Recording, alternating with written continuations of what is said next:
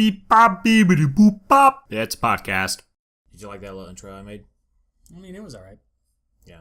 Yeah. I made that after this was recorded because I'm the one editing it, so I just put it in. So, But yeah. They don't have to know that I haven't heard it yet. Yes. That's the secret. Okay, welcome everyone to the first ever Appersant T. The little and symbol Yes, that you see. T Appersant T podcast. Title pending. Icon pending. I literally just took a thing off of Google Images. Stock image of some TNT that says stock image on it. I think that if this becomes successful and we decide that we want to have like a professional kind of like icon, maybe like a company logo, something like that, we can use, an image of TNT, but I want it to actually say stock image on it. It's fine by me. Okay, good. So the best way to do a podcast like this, in my opinion, is to have some topics to talk about. The first being, why are we doing this? Tommy, why are we doing this? Both of us have kind of gotten to the point to where we want to be creative with something. I know that you went to college with a mass communications degree. I went to college with a theater degree. So we're both kind of in an artistic-ish field, and we both need to have creative outlets. So at least for me, I'm wanting to do something productive and creative and have an influencing hand in that and to produce quality content. I just want to make something creative and make something that is creative, that is good and of good quality. So yeah, that's why I'm doing this. I'm doing this so that we can get sponsorships from great people like Audible.com, Sherry's Berries, Squarespace, NatureBox, and all the other people that I've heard through other podcasts that I listen to. So if you people out there who are listening work for any of these people, send them our way. Indeed. Yes. Money.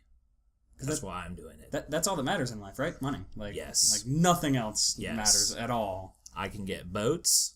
I can put women on those boats, and then we can go to the Fiji Islands. That's the goal. Oh, yeah. That's the dream. Okay. All right. Now that we've gotten that out of the way, let's talk about what we did just a couple days ago. Avengers, Age of Ultron. Oh, yeah. Oh, yeah. It was packed. We went to the 7:40 showing. We were there. We got there a little bit late because someone took the wrong turn. Yeah. I turned off the wrong exit on the interstate because I didn't know it was a lane merge, and it was just bad. And what did I say after we had realized that we'd made the mistake? Or that you... Why did I say we? That you made the mistake of taking the wrong turn. I said, there's supposed to be a brand new Star Wars trailer showing during, the opening of the movie, and that I really wanted to see it. Yeah. And that I would not be happy if we missed it, and guess what we did? Yeah, about that. We kind of missed it. Just a little bit. Yeah, a little bit. A little bit. By which I mean we didn't see the thing at all. We didn't even see it at all, yeah. But we catch the last part of the Jurassic Park trailer, and there's that trailer for Southpaw. Yeah, I actually really want to see that. That looks good. It's kind of out of my usual movie thing, but it looks interesting. It looks like it's heartfelt. It looks like it might actually be a good date movie. It's got some sentimental stuff for the women in it. And it's got boxing for the men in it. Yeah, it looks really good. And Jake Gyllenhaal's a good actor, so it's a matter of time before he gets his own Marvel movie, probably. Because everyone seems to be getting either a Marvel movie, a DC movie, or a Star Wars movie. And we're going to talk about one of each in a couple of minutes. So, Age of Ultron, I really liked it. I definitely think it was better than the first one, because the way that I kind of like to see 1 and 2 now is the first Avengers is kind of like A New Hope. It was the first Star Wars movie. It's the one that blew up, that got everyone, talking about Avengers. And like, oh my gosh, it's Iron Man and Thor and Hulk, and they're all in the same movie. And they're fighting against Loki, and oh my gosh, I'm a girl. I love Loki because he's British and cute. I'm not actually either of those things, but I mean, he is British, and yes, I mean, he is pretty cute. Yes, and then the Age of Ultron is kind of like Empire Strikes Back, where things go wrong. the team does get broken up, much like Han Solo being frozen in carbonite. The Hulk, I don't want to spoil anything. Yeah. We're going to try and avoid spoilers. Oops. But I guess... I can edit that out later. we can work on that. Nah, I won't edit it out. But yeah, while we're still talking about a little bit of the first part of the movie, I'll jump in with my review of that. Yes. From an artistic standpoint, I think that the sequels allow for something that the originals don't necessarily allow, which is you can kind of just jump in. At this point, we all know who the characters are in any given movie. So we don't need this long setup. It's not drawn out. It's, okay, you already met these characters in the last film. You know their origins. You know where they came from. And the Marvel Cinematic Universe did a really good job of making movies out of those origins so that when it comes to the big overarching story, they don't have to introduce characters. It's just like, oh, okay, well, here it is. And even if you haven't seen those movies, you can pretty quickly piece together who's what's going on, all of that stuff. No, you will have a more complete experience if you've seen all the others beforehand. But... So that was good. It allowed us to have a moment of just jumping right in. Whereas going back and watching the first Avengers now, you can honestly say it kind of dragged a little bit because the first, I'd say 45 minutes or so of the film is kind of slow. And with this film, you don't really have that problem. Yeah. The bonus to that is, since we don't have to spend so much time on the origins of the characters, we can actually get to know the characters more. I felt like Avengers 2 really flushed out a lot of the characters a lot more. You get to know a lot about Black Widow. You get to know a lot about Bruce Banner. I was going to say Hawkeye.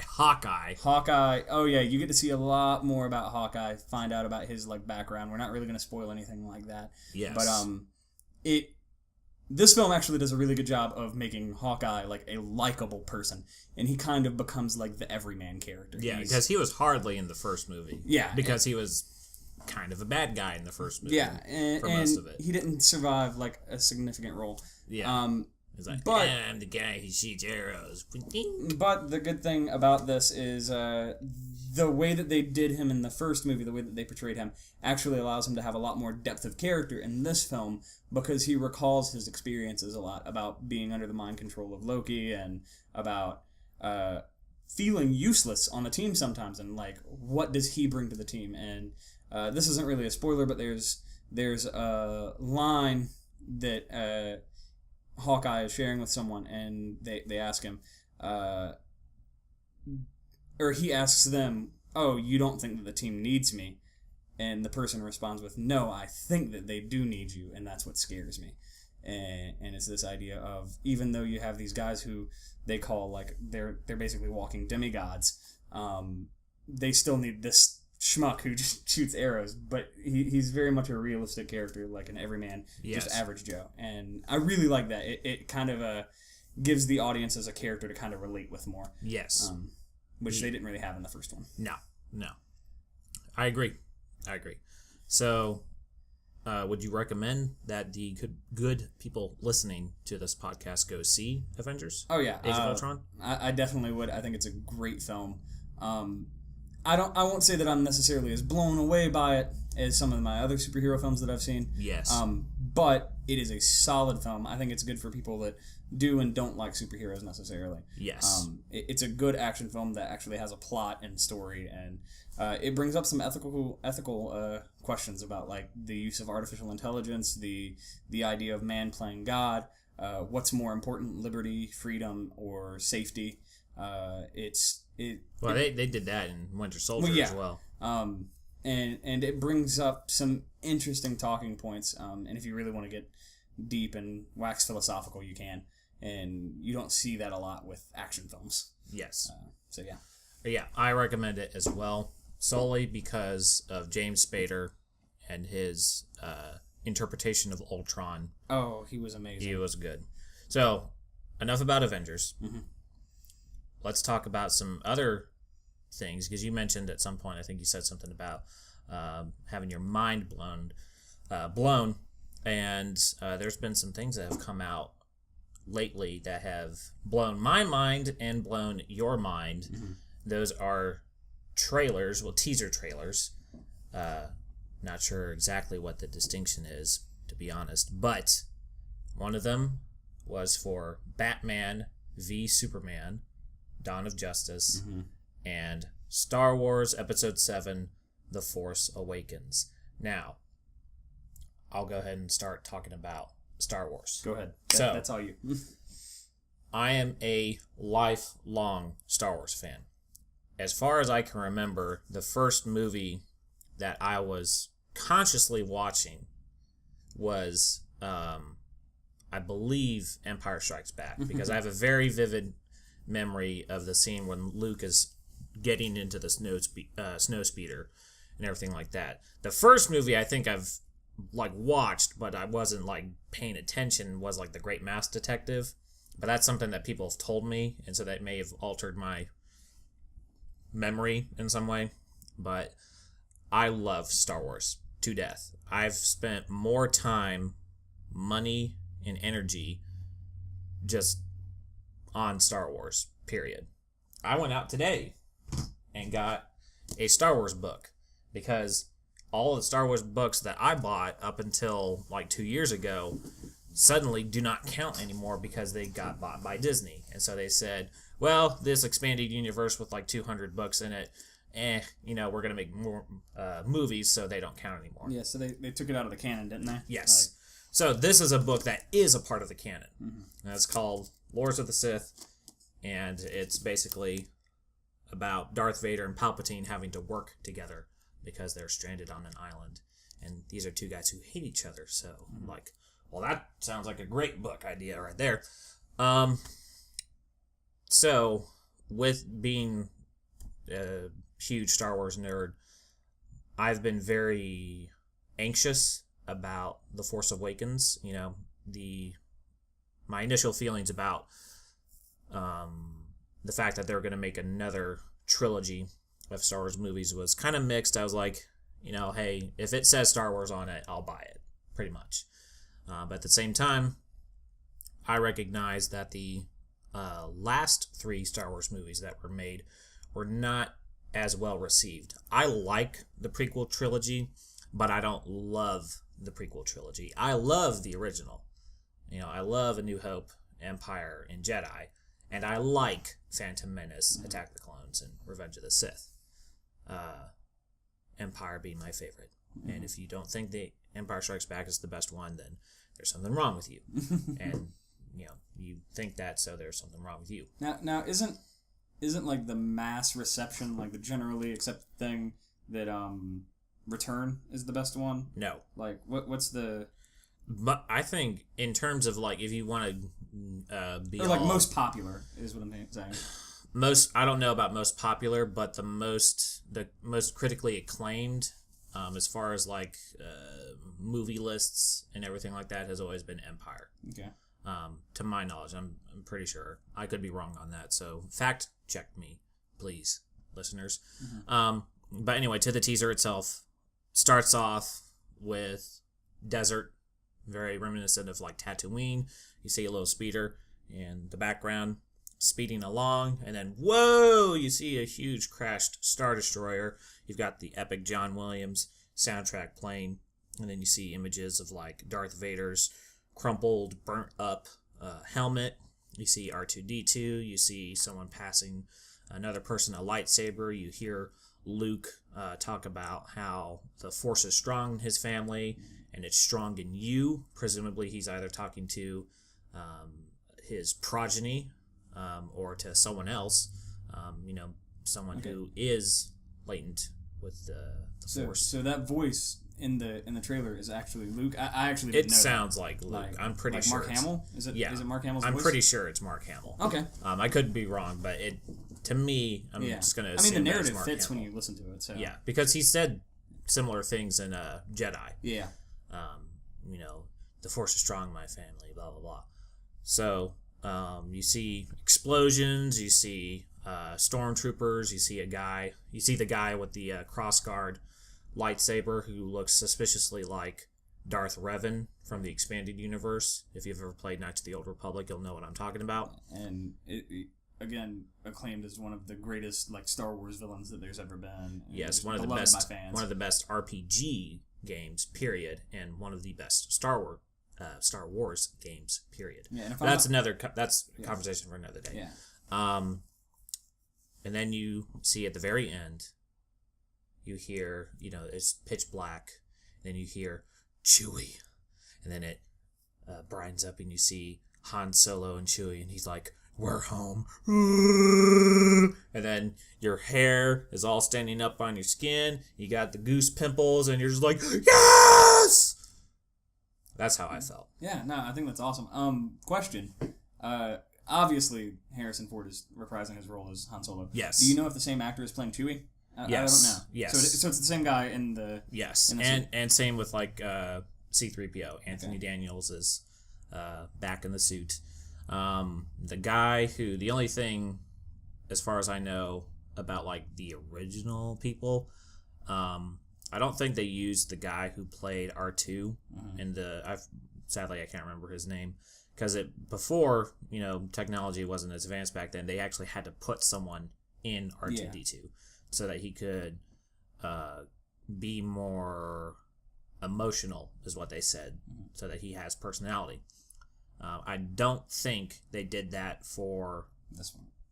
No, I don't think they did that for 1, 2, and 3. Oh, because by then, robotics were a thing so that we can actually make it move and not have to have someone in there because it was hot. And I remember in a documentary, the guy who did play R2-D2 in the originals, they forgot to get him out one day because he couldn't get himself out. Oh my so gosh. Other people had to get him out, and they forgot, and so he had to stay there for an hour. Oh my gosh. So I would want to kill someone. Yeah, so as far as Anthony Daniels, he's going to be C-3PO. Peter Mayhew is the guy who plays Chewbacca. He's going to be in it because he's 7'5" or something ridiculous like that. And then you've got Harrison, who's survived through this movie. He survived having his leg crushed by a part of the Millennium Falcon and a plane crash in a golf course. So he's tough as nails. This movie, I fear, is going to kill him. The next one. Mark Hamill is Luke. Carrie Fisher is Leia. And nothing about Billy D. Williams as Lando, which is sad, but maybe in the next movie. But basically, when I saw that, it just I felt this weight just come off of my shoulders. And I was like, I don't have to worry about this movie sucking anymore. Because everyone had pretty much the exact same reaction that I did. They had this huge... basically their own kind of Comic-Con, but it's just for Star Wars. It's called Star Wars Celebration. It was in California, and they had this 4-hour panel with J.J. Abrams. They showed off the little ball droid from the first teaser that actually works. It does roll on itself on just basically a soccer ball, and they're actually going to make a toy out of it. Yeah, I actually figured out how we have works. to get that. Yeah, we have to get that. The little rolly thing? Yes. Like they did with the Claptrap and Borderlands? Yes. Totally. Well, we had to get that too. Yeah. There's a lot of things that we need to buy. Yeah, I know, right? This is why we need money, the sponsors, so that we can buy all the cool stuff. Audible.com. You get to download a book for free. I'm not sure if I can go on because we're not actually sponsored by them yet. Wink. But just to wrap up, I'm not worried. I was skeptical, to say the least, up until a couple weeks ago when that trailer dropped, and now I'm over the moon. I can't wait. Now I don't know. Coming from the other perspective, I'm not a lifelong Star Wars fan. I don't think that I watched the first Star Wars until it was sometime during my high school time. You have you've lived a sad, pathetic childhood. I watched the prequels shortly thereafter, and I hated them. That's okay. But I hated them from a critical standpoint. Yes. Like as films, I guess okay, whatever. They're films. They're not necessarily the highest of quality, but yeah, they're okay. Yeah. But because that's the thing, I'll give George Lucas this one. Even with the originals, he made them with kids in mind. Yeah. So that kind of mentality, at least for like Phantom Menace, that was what caused Jar Jar Binks. Mm-hmm. So, but from the standpoint of someone who's not necessarily a huge fan, one of the things that I'm most excited about this upcoming film is J.J. Abrams, and you can tell it in the trailers, but he's announced it before then.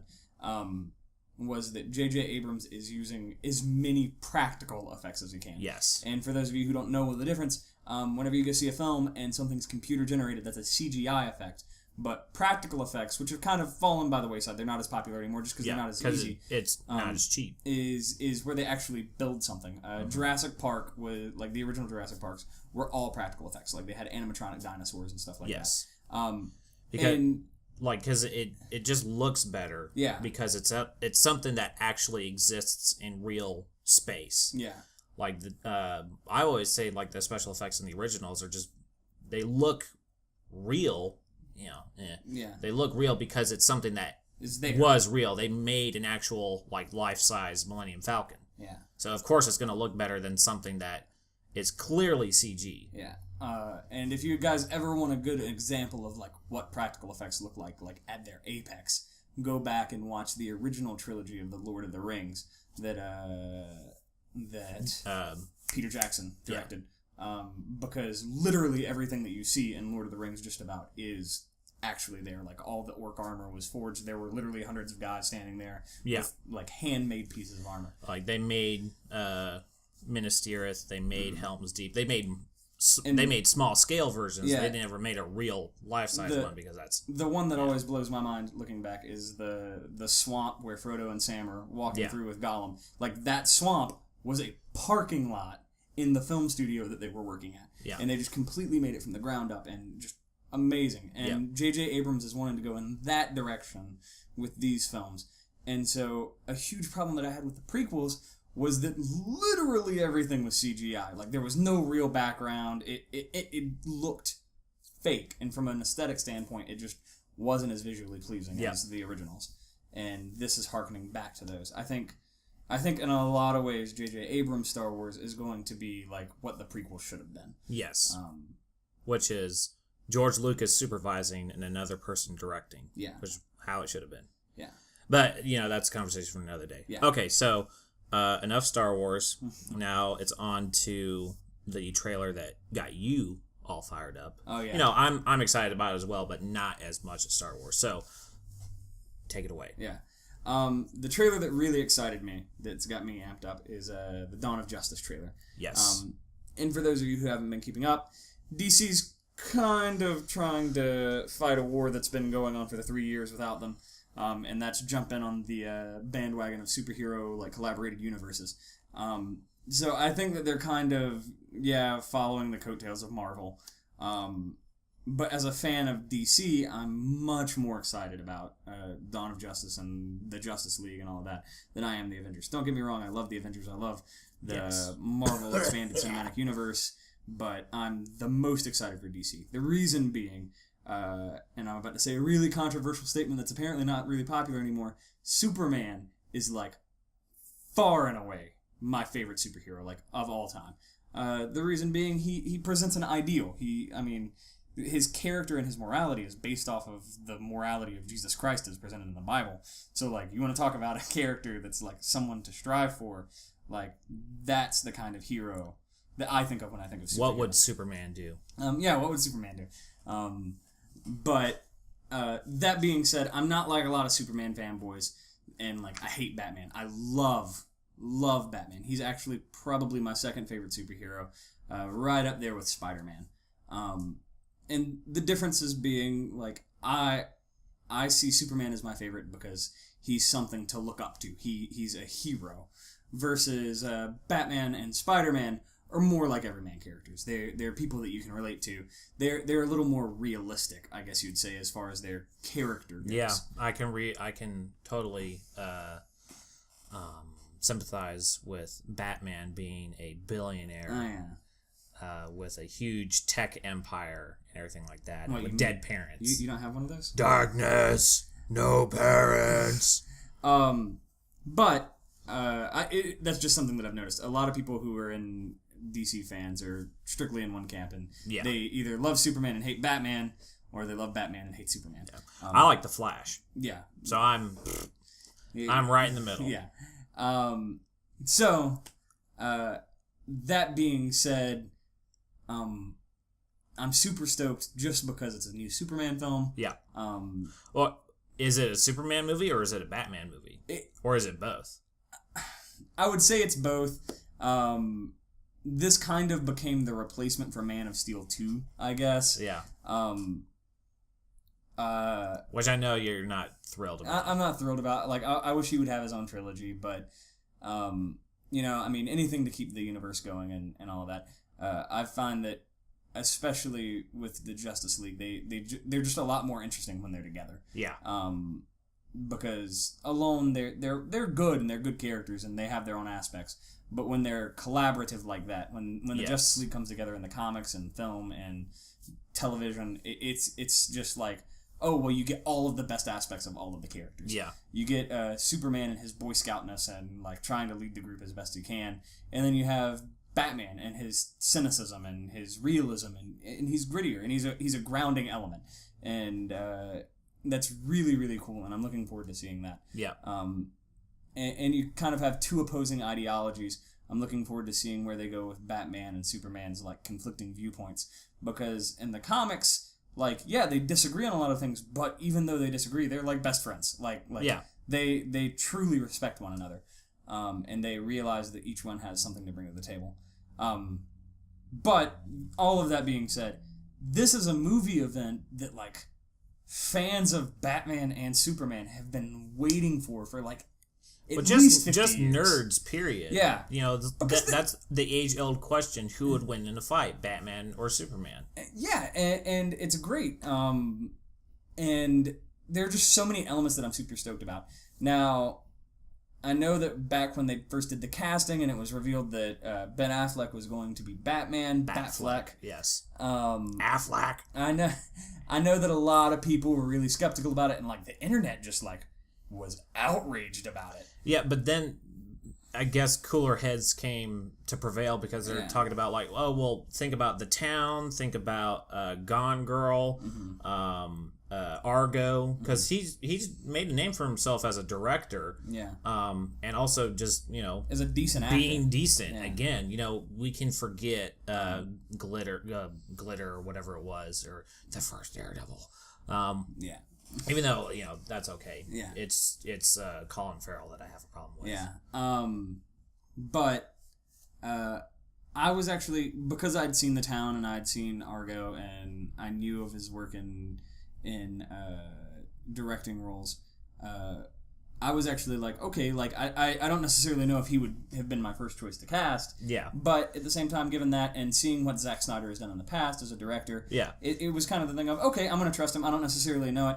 The casting that got me was Yael Godot, I think is how you say her name. Gal Gadot. Yeah. Yes. As Wonder Woman. And my only issue with that is just her slim, petite build.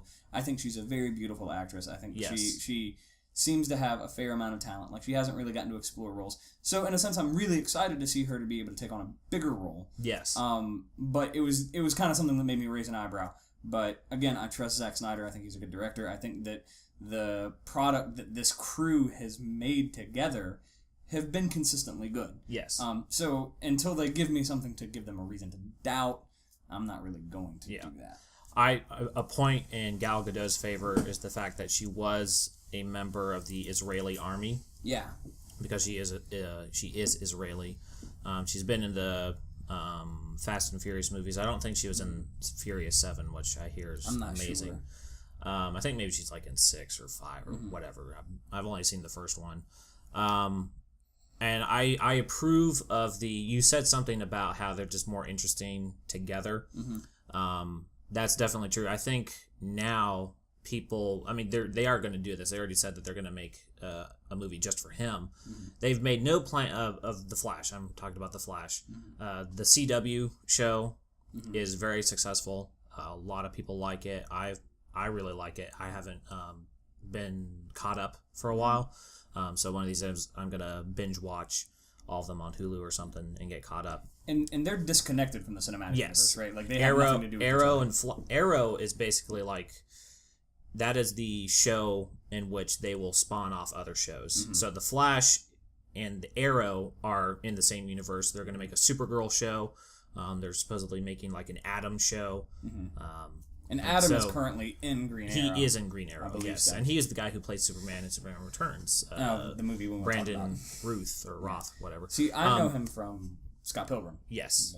The thing I was going to mention, okay, a Flash movie can make sense because the show is good and people like it.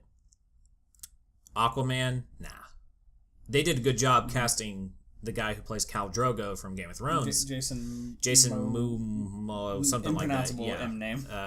Apologies. They did a good job casting him because they did. Zack Snyder did show his outfit, like his makeup, what he looks like. He's not blonde, which traditionally Aquaman's always been blonde, but whatever. And he looks the part.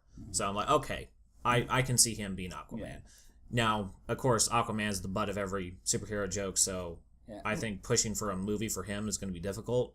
And I think the fact that there have not been any, aside from like Catwoman, there haven't been any female lead superhero movies. So, unfortunately, I don't think there will be a Gal Gadot Wonder Woman movie. Yeah. Which I'd like to see. Yeah, I would like to see some of the females in the Justice League get their own press. Wonder Woman. And in Marvel as well, I think. Yeah, and Marvel as well. Yeah, as far as the Aquaman thing goes, I could see them making a movie. I would actually be really excited about that because, like you said, Aquaman's the butt of every joke. But like, if you read the comics, like Aquaman's a champ. If you read the Jeff Johns comics, like Aquaman's a beast, and which is part of the reason why I'm so excited that they cast Mr. Jason as him, is because like that image is just like the fierce, powerful warrior king of Atlantis. Yeah. The guy who summons sharks to eat people and like causes tidal waves to flood countries. Like Aquaman is not somebody to trifle with. Yeah, he's a king. Who are you, peasant, to challenge my power? And anyway, so back to the trailer. Let's wrap this part up. The things that excite me about the trailer: one, the intro was amazing. They wax philosophical with what Superman is. False god. Yeah, the reveal of the false god across the chest of the statue was amazing. You hear Jesse Eisenberg say, devils don't come from the ground beneath us. They come from, or demons don't come, or the devil or whatever he said doesn't come from the ground beneath us. They come from the sky. Yeah, come from the heavens. And it's this beautiful image of Superman coming down from the heavens, but it's shadowed, and it's the reason that I'm excited about that is because it kind of shows Lex Luthor as what he is. Lex Luthor is a villain, and I'm not justifying any of the stuff that he does. I'm not saying that. But at the end of the day, Lex Luthor will do what he believes is best for his people, and that's the people of Earth. He wants what's best for them.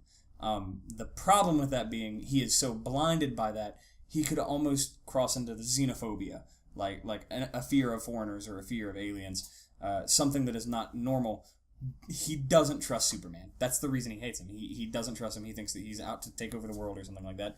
And because of that, he wants to bring down Superman. He wants to destroy what may or may not be Earth's greatest protector. Yes. Just because of the fact that he's not of Earth. Next thing that I'm super excited about is Batfleck. Ben Affleck reveals himself in the Batman suit coming out of some wreckage in the trailer. And man, Ben Affleck got huge for this film. He swole. He's beefcake. we finally for the first time got like a stout Batman, which is something that I'm really excited about.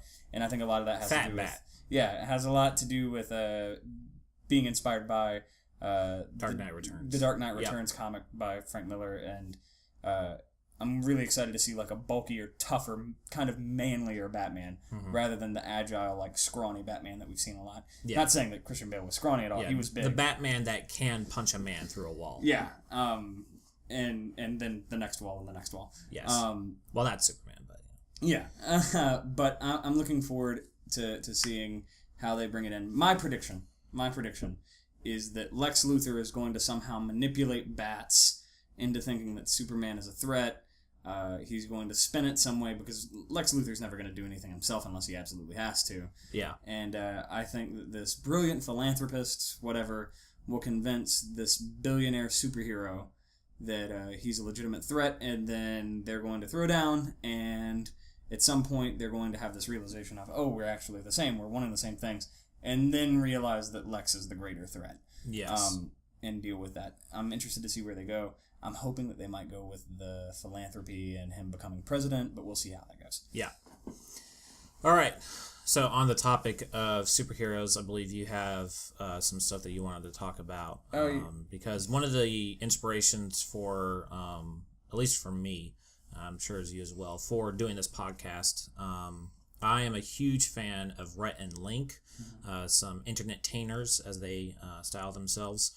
They have 2 YouTube channels, Rhett and Link, where they make comedy music videos, and then Good Mythical Morning, which is where it's basically a morning talk show where they just talk about interesting things. Like one of the episode I was just rewatching before this was they're talking about the story of how a guy found a 98-year-old message in a bottle, and just the story behind that. And so that's just kind of, very interesting, just topics to talk about. You start your day off with it, 10, 12-minute long video. And so I wanted to bring something like that to this, where we find something on the internet interesting to talk about. And so on the end of the trail end of our conversation about superheroes and stuff like that, you have something that is related to that. Yeah. There's a site that I frequent called crack.com, for those of you who don't know it. It's a humor news article site. Mm-hmm. They make arbitrary articles. They do a lot of top 10 stuff. They do like thoughts on recent political events, on movies, this and that. They do a couple of videos. They're a great comedy website. I highly recommend reading them. Be warned, there is a little bit of language in there. The authors can get rough around the edges. The authors can be rough sometimes, but a lot of their content is really cool. But in preparation for this, I went and read some of their older articles, and this is one actually from February 6th, 2012. But the title of the article is 6 Real People with Mind-Blowing Mutant Superpowers. Okay. I am intrigued. So I'm gonna tell you about these 6 guys. The first guy that they reference, number 6, is, and I'm sorry if I mispronounce these names, because some of them are from other countries and it's just hard to pronounce it with the English accent. You racist. It's Ma Jingong is impervious to electrical shock. So it's this guy. So he can be the guy that like goes up to a facility and has an electric fence. Yeah, he grabs it, and then everyone else climbs over him, and just nothing happens. Okay. So the way that it phrases it is this guy is sitting at home watching TV, and his television quits working one day, right? Oh no! It's tragic. Oh, I'm watching the fight between Pac-Man and Mayweather. Yeah, I forget his name. So like most of us, like, oh well, our TV went out. Let's go see if we can figure it out. So he like fiddles with the plugs. Nothing happens, and so he's like, well, maybe I blew a fuse. So he goes to his fuse box, and he's working on the fuse box trying to get it to work, and accidentally touches a live wire. No. Now, I don't know if any of you have ever touched a live wire. I have. It sucks. It's awful. I am a live wire. But he touches a live wire and then notices the way that the article phrases it is, normally the story would end with people standing around a pine box and telling their favorite Ma stories, but instead of white hot electric death, he felt nothing at all. So this guy like touched a live wire, no feeling. So you're like, okay, well, let's just rejoice and be glad that nothing happened. No, this guy was like, oh, that was weird, and touches the live wire again. Nothing happens. And he keeps doing this, and just nothing happens. Just to check and make sure that it's weird. Is that he can touch wires with hundreds of volts coursing through them, which, for an example, is if you put hundreds of volts through something, that's enough to kill a horse, like just to knock it down. Yes. Which is terrifying, and he feels no pain at all. And in fact, he claims, quote, "It makes me feel energetic." And I'm pretty Energizer Bunny. Yeah, I'm pretty sure that's just him messing with us. Yes. Like there's no way. But he also claims to be able to give diathermic massages, which is like a deep tissue massage using electrical currents. So like you're being massaged but with like magnets. This is something that he does? Yeah. And so this sounds like he's made this up as an advertisement for his like massage parlor masseuse skills. But like he apparently claims that he can do diathermic like deep tissue massages done with an electromagnet using nothing but his hands.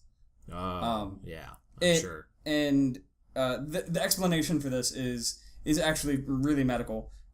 Everyone's reaction to electricity is a little bit different, and it's varying on a lot of different aspects, like your weight, the ratio of water you have in your body, how thick your skin is. And Ma Jingong is just like an outlier on the very top end of the scale. Mm-hmm. But he's not the only one that does this. There's a guy named Jose Alea, and he can actually pass electricity through his body and like hold his finger out to a piece of paper, and like the electricity will arc from him to the paper, and he'll set the paper on fire. Putting a whole new spin on pull my finger. Yeah. There's just shocking experiences, I guess. Shocking. And so I'll do 2 more here, because just they're kind of inspiring stories. Number 4 on the list is a guy named Stephen Wiltshire. Wiltshire has a perfect visual memory. He's an autistic savant. For those of you who don't know, is actually kind of like what Rain Man is. Dustin Hoffman's character in the movie Rain Man. He's an autistic savant, just brilliant.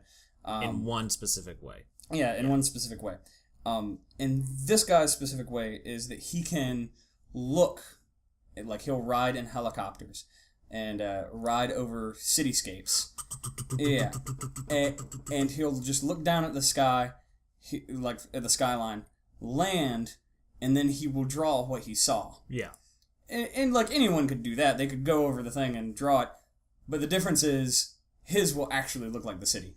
By which it'll look like Google Earth. Yeah, to quote, where is it? Gotta come prepared to this, man. Yeah, the thing is, Wiltshire's drawing will look exactly like the city, with every single building in its exact place and perfectly sized in proportion to real life. So he does it to scale. Almost every detail is precisely correct in size and placement, down to the buildings, the windows, the arches, and even the doorways on the buildings. Like, he remembers this. And the crazy thing is, it's not just that he remembers it, like, long enough to draw it. He retains this information forever. So at any given moment, he can, like he flew over San Francisco one time. At any given moment, he could redraw San Francisco exactly to scale. That is mind-blowing to me. And then the last guy is the next one on the list. And I said that this guy was like Rain Man. Yeah. This guy's name is Kim Peek, and it's Kim Peek Remembers Everything. Now, the difference between this is that the other guy was kind of like Rain Man. This guy, Kim Peek, is actually the person that the Rain Man story, like the film, was based off of. Okay, yeah.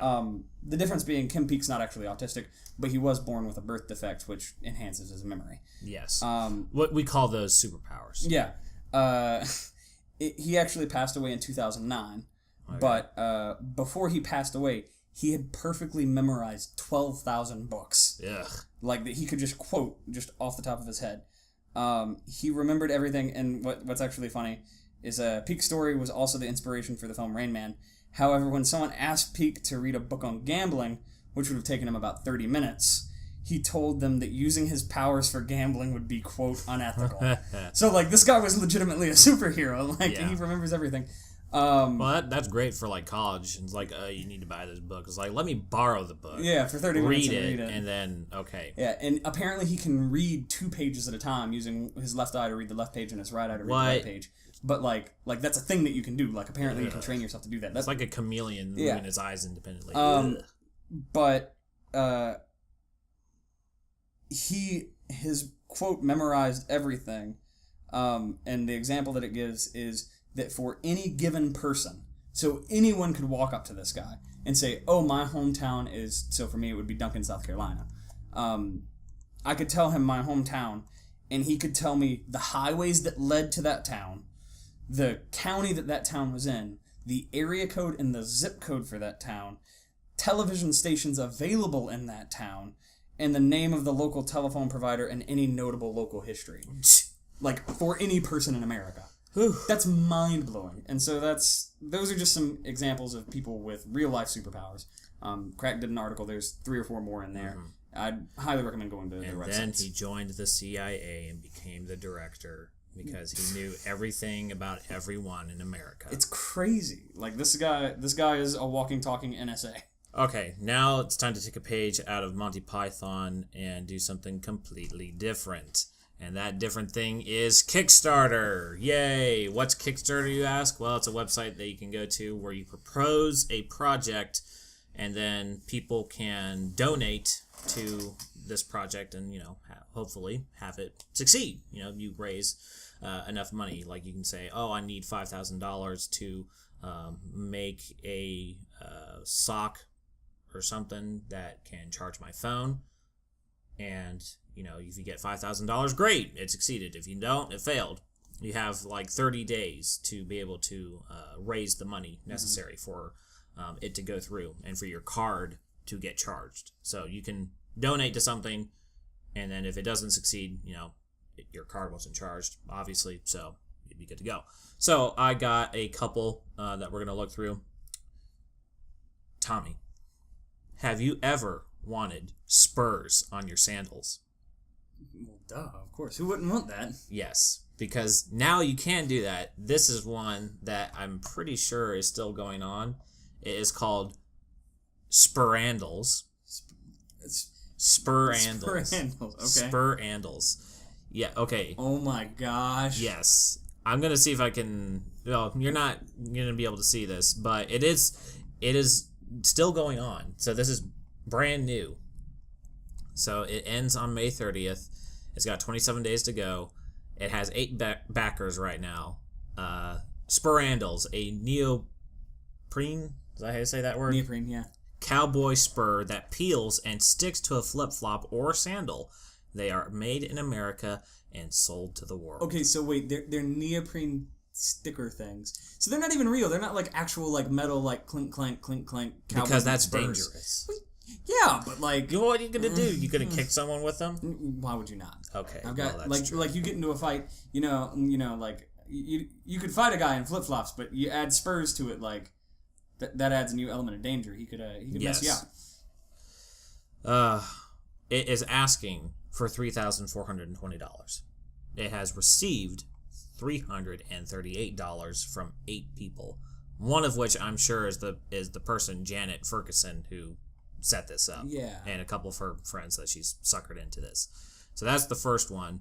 Go ahead and go to Kickstarter and type in Spurandals, Spurandals, if you want to contribute. Not a paid sponsor. Okay, the next one, let's see. Let's look at, okay. Have you ever had a problem with bathing your cat? Oh my. Have you ever thought that, the cat doesn't like being bathed, I get scratched, everything like that? It's just a generally unpleasant experience for everyone It's just involved. a problem. It's a worldwide problem because Okay. everyone has cats. Yeah. Everyone. Especially Then the say neighborhood. hello to the cat bath contraption. That is the great... Like, I love the name of this just because it says what it is. Like, Yes. It's not creative at all. But, like, you know what you're getting with this. Yeah, the picture is of I don't know what kind of cat that is, but it's just a cat sitting in a bin. And underneath it has, a little description of it. It says, the picture above is of our current prototype for the cat bath. We hope to move beyond a simple bin and create a cat bath revolution. I don't think that's a prototype because I can see a little sticker at the end. They went to Big Lots. That they went to Walmart and like, oh yes, this is a prototype. A prototype is something that you made, not something that you bought at a store and saying, this is what it's going to look like. Okay, like how do you just like... The cat put the looks cat in- pissed, yeah, too. Yeah, like he looks angry as junk. Because he knows what's going to happen. Like, do you... I want to know mechanically how this works. Like, do you put the cat down in the bucket and then you submerge the bucket? Unfortunately, this project is not going to happen. Yeah. Surprise. Big surprise. They were asking for $500 and they got $8. Count it, $8. 1, 2, 3, 4, 5, 6, 7, 8. About this project. So you wanted a little know like how it works and whatnot. About this project, the cat bath contraption is cutting-edge new technology designed to make bathing your cat a whole lot easier. Risks and challenges. Getting clawed to pieces by our cats. We shall overcome. And that's pretty much it. Wait. But I want to know how this thing was expected to work. Like, do they take it and just submerge the whole thing and like I think let the what water they come over? no what I or think do was they trap going to the cat happen in the backs and spray it? Yeah, that's what I think was going to happen. I think what they're going to happen is they were going to go back to Walmart. They're going to get a lid. They're going to cut holes in the lid and then close it. Put a cat in a box and then put a hose in. That's kind of messed up. Yeah. See, what I would do is take this. First of all, peel off the label so that you can't see it in the picture. Yes. And then drill perfectly sized measured holes in it so that you could just take the thing, maybe put a lid on it, drop it in like a bathtub so that the water comes in, and then pull it out and let the water drain out. But that still seems kind of unethical. I feel like you could drown your cat doing that, and that's not a good idea. And you want to talk about a cat being angry at you. It might not be angry at you and clawing you during the time that you're giving the cat the bath, but I think it'll definitely tear your butt up whenever it gets out of that thing. And it'll remember that junk. You think cats are spiteful now, wait until you put them in a box and drown them. Yeah. That won't go over well. Okay, let's look just at a couple more. You're a big anime fan. You like Japanese animation cartoons, as I like to refer them, even though people get butthurt when I say that. If this thing would load, that would be fantastic. Don't look at the thing. I want it to be a surprise. You want it to be a surprise, okay. Anytime now. Okay, well, I already know enough about it to show you what it is, so hopefully my browser will not freak out. Have you ever thought to yourself, I want to combine the two best animations ever into one? You know what those two animations are? What are the two animations? SpongeBob SquarePants. Oh, okay. And Dragon Ball Z. Oh, okay, yeah, of course. Like this peanut butter and jelly. Yes. Hi. SpongeBob Z is what it's called. SpongeBob Z. SpongeBob Z. Okay. Now, this is by an animator person on YouTube who you would think, oh, maybe it's just a funny, one-off cartoon thing. Yeah. Because, there are lots of animators on YouTube who they don't make series, they just make a one-off thing. He doesn't want to do that. He wants this to be an actual running series thing. He wants it to have seasons. Oh my god. He said this is just for season 1. So it's SpongeBob. Just imagine SpongeBob with Goku's hair and his clothes, Piccolo, his outfit, but it's on Patrick. Sandy is Bulma, Mr. Krabs is Master Roshi, and I guess Raditz is Squidward. Raditz or Vegeta, but they're green for some reason. Yes, that's weird. The guy was looking for $7,000. Charles Taylor. He got $49.01, which is better than I thought it would be. Yes, and he does have he has a YouTube channel, and there are several update videos, I guess proof of concept videos, and it's the one that I watched was of Goku, well, I guess SpongeBall, whatever, I guess that's his name, whatever, just staring at hamburgers. Makes sense. Yeah, totally. Man, this is a masterpiece of film that needs to get made. It's a shame. He should put it back up. What is wrong with this world that this didn't get funded? Okay, so 2 more. Now, this is something that, surprise, surprise, again, did not make its goal. It is called Baba Invisible Panties. Now, you can't see this, but Tommy, try to describe what it is to the people at home. It looks like 2 plastic straps that one goes around the waist and then 2 more come down from that, almost like a garter belt thing. And it looks like there's a piece of tissue at the very end. Tissue, like feminine hygiene pad, I guess would be the most appropriate way to say it. Yes. And it looks like they're held together with paper clips. What in the world is this? It looks like tape, paper clips, and feminine hygiene pad. Yeah. Yes. So here's the description for it. Absolutely invisible panties. Use them every day. Be sexy and free, even when you're having, quote, special women's days. Oh my goodness. This is a thing that needs to not happen. There's even like 3D dissected models. Made in California. Baba invisible panties. Of course it's made in California. Their invisible panties are sexy, comfortable women's underwear. No seams, no rolling, no sign of your secret panties under any clothes because no one wants to know that you're wearing underwear. Do you like to be more liberated and free, especially in hot weather? I do. Take away unnecessary cloth from your body. Feel freedom and freshness. But be safe and comfortable at the same time. So they have a comparison image between some like sexy, lacy, like a thong. Yeah. And the Baba invisible panties. And so then they have 3 factors that they are both being judged by, and they each have like a check mark or an X next to them to say that yes, this panty meets this qualification or this one does not. The sexy panties, the lace panties, let's call them the lace panties because the Baba ones are the sexy ones. Oh yeah, obviously. Yeah. The lace panties are invisible, and so are the Baba panties. The lace panties are uncomfortable, but the Baba panties are comfortable. I don't have experience with lace panties, but I know you do. Oh yeah, because yes. Weird Friday nights. So can you agree that they're not comfortable? Totally, they're atrocious. Like yes, okay, good. It's great to have someone with firsthand experience talk about this. They are both sexy though, which I think that they would put across for the lace panties because the Baba ones are described as being sexy. Yeah, like who doesn't want to wear tape and paper clips and pads in a feminine pad? Oh, and then there's a comparison to like traditional women's underwear, like grandma underwear. Oh man, yeah, okay. Not sexy, but they are comfortable and they are invisible because they're white person colored, which is racist. Well, that's racist, but like. I understand that women wear certain types of underwear because they don't want to have the line showing through their pants. Yeah. Versus guys who just wear boxers and we don't really care. Yes.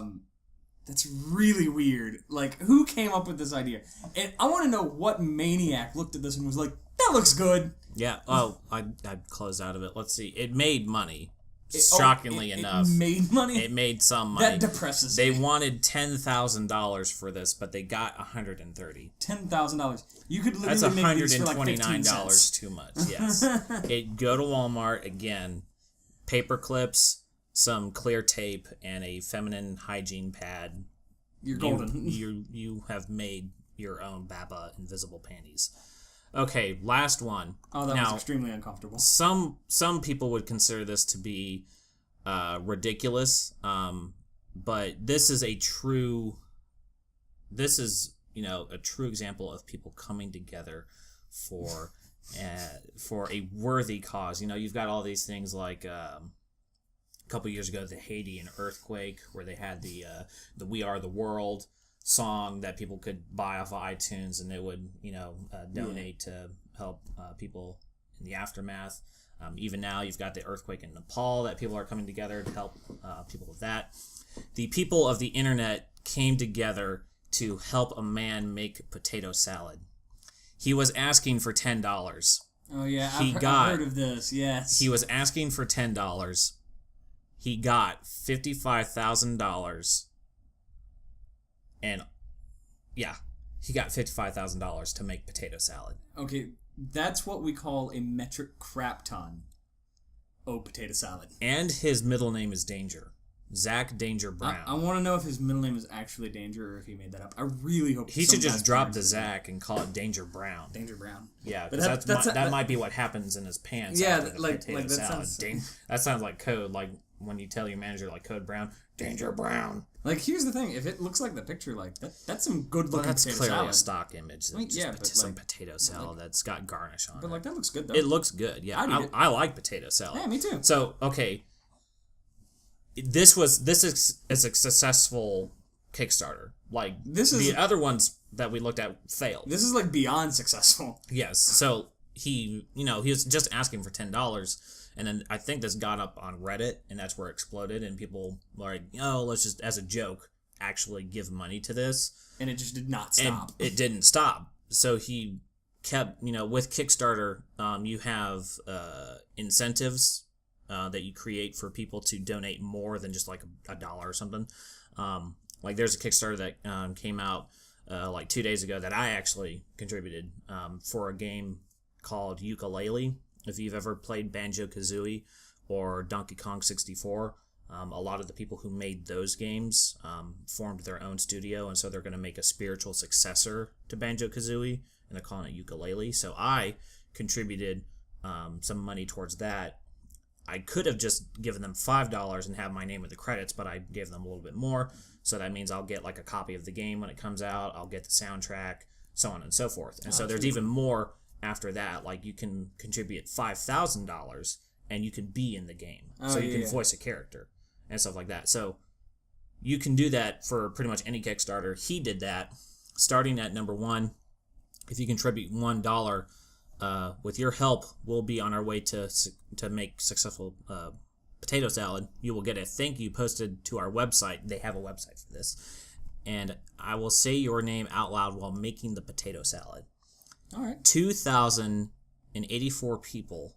I'm not sure if that's how you say that. 2,084 people. 2,084 people contributed $1 to this Kickstarter. So that means that as he's making the potato salad, he has to say 2,084 names. So the question that I have with that is, like, does each person get their own video, or is it like one long string of videos? It's one huge long video of the making of the potato salad. Okay. And as he's making the potato salad, he's probably just going to look at the camera and say, John Green. Yeah. Thomas Holcomb. Yeah. Tyler Strange. Buttface McGee. Yeah. And that's like the least that you can contribute. $55,000. $55,492. Yes. So the top reward, which was $110, you would have to contribute this much to be able to get it. It's called the Platinum Potato. That is the greatest reward name I've ever heard. Receive the recipe book, the shirt, the hat, along with a bite of the actual the titular potato salad, a photo of me making the potato salad, and a thank you posted to our website, and I will say your name out loud while making the potato salad. That's another thing with Kickstarter.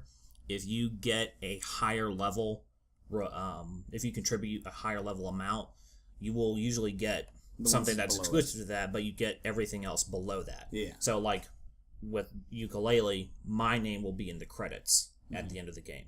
And, Yooka-Laylee blew past its... Yeah, like within 24 hours, didn't it? Under 24 hours. It made $1 million in under 24 hours. They were just looking for, like, $275,000, but they already have, like, they have, like, $1.5 million now. Yeah. Because everyone was, pumped. I mean, and they presented it well. Games. Yeah, they presented it well. That's the thing. If you have a great presentation for your Kickstarter, it will succeed. Mm-hmm. And if you want to make potato salad, the internet will come together and give you $55,000 to make your $10 potato salad. We have to do this. We'll do egg salad. I don't like egg salad. I don't like eggs. Forget you. Deviled eggs all the way, man. Okay, you can do that. And I'll contribute. Excuse me, I'll edit that out later. The last thing. Now, I'm going to preface this by saying that a couple days ago when we were talking about doing this podcast, I asked Tommy, I said, I want to do something for the podcast that you have to agree to without knowing what it is. And I said, and I repeatedly said over the past couple days, that it's not something bad. It's something that's okay, but it's something that I can't do. It's something that you can do. Okay. Now it's time for you to figure out what that is. Okay. Excited? I guess I'm a good friend. Yes, you are. You are a very good friend. So, what it is you have to tell your girlfriend some of these worst pickup lines. Oh, okay. I've been down this road before. Okay. Oh, all right. Because the point is, I don't have a girlfriend. I've never had one because I've been too busy with video games. Let's just be honest. Yeah. Yeah. I mean, I get that. Good. I'm glad. Yeah. A lot of people don't understand me, but you get me. I understand. Okay, good. Okay. That was a little gay. So what are these lines? So wait, first of all, I have to do these before my girlfriend listens to the podcast. no, I mean you just need to drop these in a casual conversation. Like sprinkle them. This is something my dad. Hi, Dad. I'm sure you're listening. Hi, Dad. That he explained to me many years ago that he always says, "Hear me now, and believe me later." And this was an example of "Hear me now, believe me later." He said, as the man in the relationship, like when you're married and everything like that, she's always going to be right. Like whatever she wants to do is pretty much what's going to happen. Happy wife, happy life. Happy wife, happy life. The color of the curtains, the bed, whatever. How many different whatever, pillows you have. whatever she wants, it's going to be that way. The only thing that you, as the man, the husband in the relationship, have in return is the ability to annoy her. So I don't have a girlfriend, so I don't have anyone to annoy. So this is my living vicariously. This is me living vicariously through you to annoy your girlfriend because I think it's funny when she gets annoyed. I appreciate this because Yes. I do love bugging my girlfriend. I love her Yes. so much.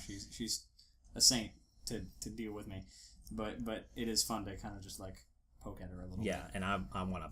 So thanks I for want to helping. poke at her with a stick too. So again, you have to drop these and you have to remember these. Like I'll email this to you. Tell me some of them. What? Go ahead and read them out to me. Okay. So first off, a classic. You have to drop off casually in a conversation. You have to say, "If you were a booger, I'd pick you first." I'm pretty sure I've actually said that to her. Good. You get to say it again. Okay. All right. Number 2, look at you with all those curves and me with no brakes.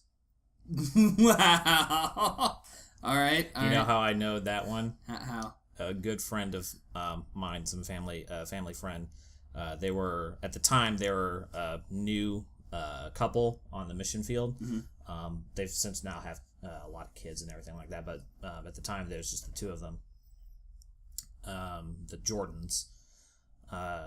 Mr. Jordan had some pajama bottoms that had corny pickup lines on it, and that was one of them. Those are great. Yes.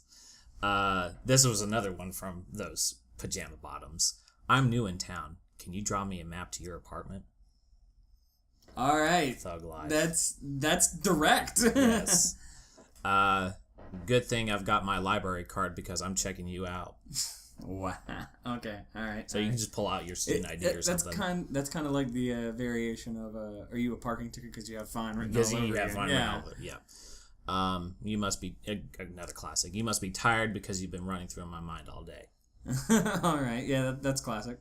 I'll say that one for later. I don't know if you know this, but you look a lot like my next girlfriend. Oh, okay. I've heard. You could say that you could change it to next wife doesn't sound as correct. I heard a variation of that hey, you look just like my first wife. And she usually responds with, "Oh, you've been married before," and you're like, "Not yet." Excuse me, does this rag smell like chloroform to you? Oh my gosh. That's not appropriate. That was that's as bad as it gets. Because I laughed really hard when I saw that. I was like, okay, I got it. Back when I was in a place called Hale House, which is HALE House, which is where I spent my entire college career with the guys that I lived with. We'd always say, "Oh, hail!" No. Yeah. We were sitting around. It was my freshman year. We were sitting around, and the guys in the house were joking around and just using bad pickup lines. And the quietest one among us, who's a complete introvert and usually never says anything, just walks in, puts his hand over someone's mouth, and just goes, "Hey, baby, does it smell like chloroform?" And walks out. And just like... It was weird because he's the quiet guy. Yeah, no one saw it coming, but it was so perfect, and we lost it. Okay, continue on. Know what's on the menu? Me and you. Wow. Yeah. That's like the if I could rearrange the alphabet, I would put you and I together. Yep. Okay, so these next ones are Christian themed. Oh, okay. So, I must be in the presence of the Lord because I see an angel. All right. Yeah, all right. I've been reading the Book of Numbers and I realized I didn't have yours. Okay. I said that to who is the director of chapel at school? What's his name? I don't remember. I can't remember. Right. Kraus? Yeah, I said that, Steve Kraus. Oh, okay. All right. Not because I wanted to have his number, but I was shooting a bit. Yeah. And I told that to him. He thought he was amused. Yeah. Let me sell you an indulgence because it's a sin to look as good as you do. Like the Catholic Church, Yes. the indulgent. Mm-hmm. Wow, that's a historical. That's joke. Cultural, historical. Like I would argue that that's not only not a cheesy pickup line, that's actually an intellectual pickup line. Yes, because you have to know what indulgences are. Yeah. If you do, that means you're a smart. Like that's right? Like the indulgences are the things that the Catholic Church sold like during the Crusades or whatever to forgive you of your sins. That's one of the things that Martin Luther wrote his 95 thesis about was about indulgences. Yeah. Hey girl, this is the last one. Hey girl, I'm no Joseph, but the dreams I've been having about you aren't that difficult to interpret. Oh. Oh. I actually like that one. That one's pretty funny. You do. That's pretty funny. Yeah, you do. I typed in Christian pickup lines, and that was like one of the first ones that I saw. Oh my goodness. Yes. One of my favorites. It only works if your name's Will, but it's just like, hi, my name's Will. God's will. Yeah. It was like what was that? Excuse me, I'm dying. There was like a video that I saw that they made like these NGU 101 videos or something, and one of them was about like pickup lines. It's like, can I pray with you? Oh my goodness. Oh, going to a Christian school was interesting. Yes. Yes. So that's all I've got. This has been going on for how long now? An hour and 11 minutes. I think that's a good. Yeah. I think that's good for our first hoorah. Yeah. Be sure to like, comment, favorite, and subscribe, and share this with all your friends on Facebook, Twitter, Reddit, Tumblr. Hold on. Do we really want to be associated with Tumblr? Yes, we do. I mean, I don't mind Tumblr, but okay. Okay, no. Actually, I would prefer if people don't do any of those things unless they really want to. Yeah, like if you think we're good, then go ahead and share us. You know. But Jello pudding. Yeah. Was that an attempted Bill Cosby impersonation? Attempted. Oh, it was spot on. What am I saying? All right. Okay. So, any last words for the people? Thanks for listening. Thanks for listening to us ramble for like almost an hour and a half. But we look forward to talking more. I'm enjoying this just because I get to kind of shoot the breeze with a good friend of mine and talk about stuff that's important to us. And maybe bring in some suggestions from you guys. Yeah. I'd like to thank any potential sponsors out there for listening. I'm just doing that so I can get the boat, put some women on it, and go to Fiji. Maybe I'll make a Kickstarter for that. Help get Tyler a boat, some women, and a trip to Fiji. No, you want to buy Fiji. I want to buy Fiji. Make it a vacation. Put some women on it. That's weird, dude. No, it's not. Yeah, you're right. All right. Bye. Bye.